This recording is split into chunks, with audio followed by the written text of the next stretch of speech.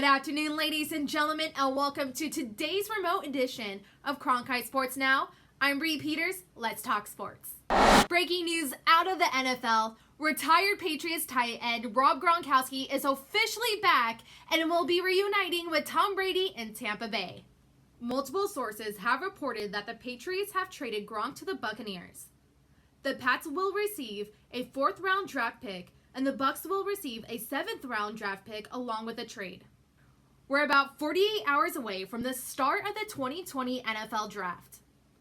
Going remote comes with a lot of challenges. Let's keep our fingers crossed that the GMs will learn how to mute themselves by then.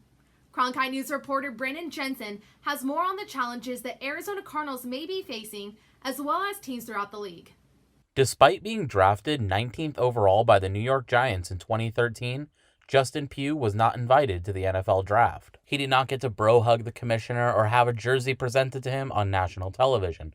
But Pugh knows from firsthand experience that it can be better this way. All these guys, if you hear this, just get to enjoy that time with your family, the ones that got you there. I know it's not going to be a whole big party, but the ones that have meant the most to you and knew you before you were, that NFL projected guy. Like Pugh, prospects will not experience the usual red carpet extravaganza, but the former Syracuse star's more intimate draft day experience was still one to remember. You get to spend that time with them in your house, cherish that moment, and get ready to go to work from there. And that's something that I'll never forget, being with my loved ones and the ones that were closest to me. To create a virtual green room, the NFL is reportedly sending 58 prospects technology kits.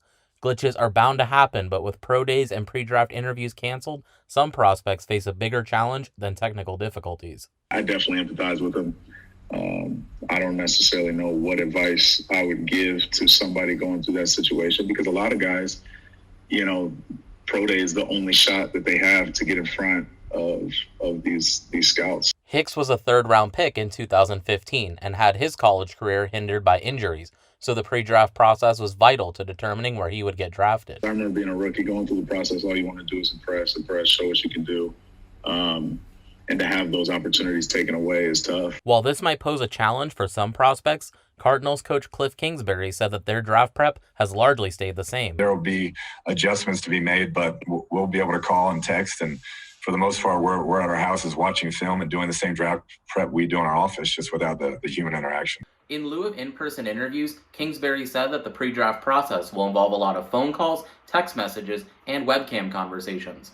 In fact, Kingsbury said that meeting behind a screen could work to the favor of some prospects. These days, it feels like it is in person. You have the FaceTimes, you have the Zoom meetings, your sit-down meetings just become that. And honestly, a lot of these kids are more comfortable doing that. They're on the FaceTime 12 hours a day with their friends and people. And so you get the most comfortable version of them on that FaceTime, honestly. The head coach believes the changes in the draft could even streamline the process of making a decision, but he's sure they'll still overthink it. In Mesa, Brandon Jensen, Cronkite News. Are the Cards draft ready? The Cardinals currently have 6 picks in the draft, including the 8th pick in the 1st round. Possible candidates for the Cardinals include Alabama offensive tackle Jedrick Wills, Hawkeyes offensive tackle Tristan Wirfs, and LSU linebacker Kayvon Chaisson. Given this spin on the draft, we want to know, how are you dealing with things? Head on over to our Cronkite Sports Twitter page to vote on how the virtual draft will affect your draft day experience. The Arizona Diamondbacks and American Red Cross has partnered with Budweiser to host a blood drive at Chase Field on April 28th or April 30th. Former Diamondbacks players Randy Johnson, J.J. Putz, and Willie Bloomquist will be donating as well. Fans looking to donate must sign up online in advance. Walk-ins will not be accepted. To sign up, visit www.redcrossblood.org and use the keyword ONETEAM to find the Chase Field donation location.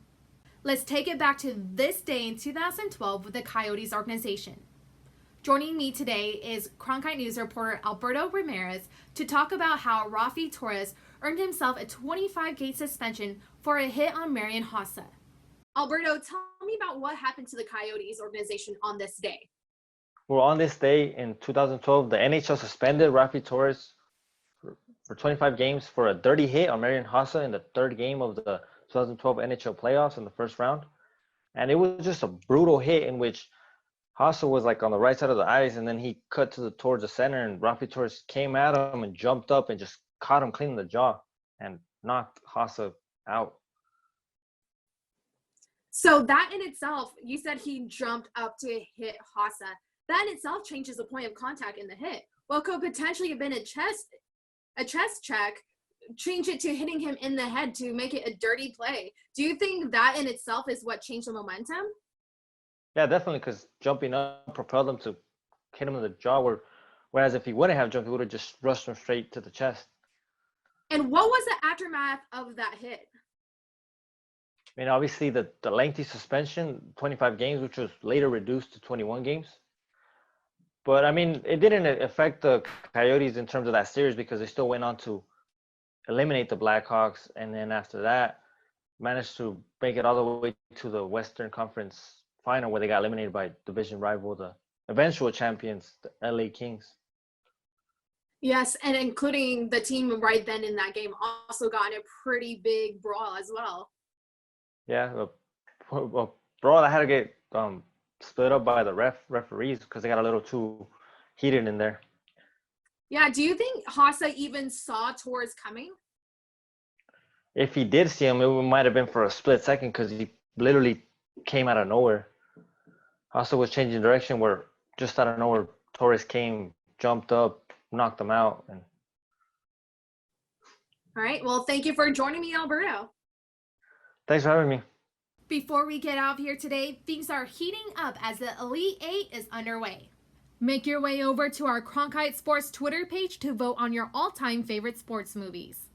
For top Arizona sports stories from around the valley, visit the Cronkite Sports tab on arizonasports.com. And as always, for top Arizona news stories, head on over to our website at cronkitenews.azpbs.org.